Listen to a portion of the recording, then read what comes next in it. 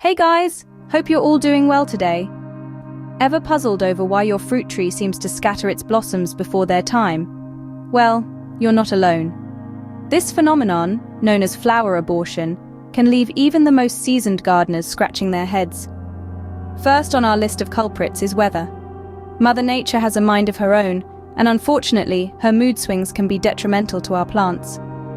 When temperatures swing to the extremes, either too hot or too cold, it can shock the system of our fruit trees, leading to flower drop.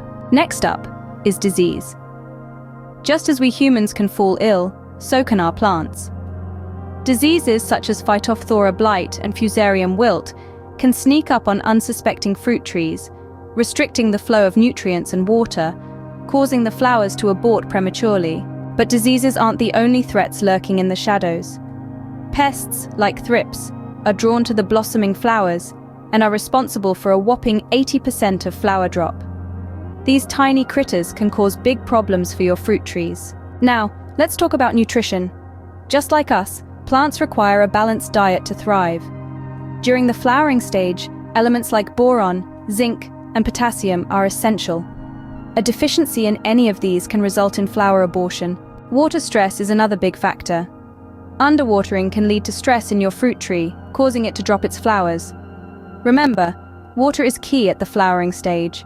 The absence of pollination is yet another major cause of flower drop.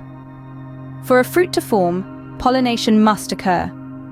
If it doesn't, due to extreme weather conditions or the absence of pollinators like bees, the flowers will simply fall. Lastly, poor flower handling can also cause flower drop.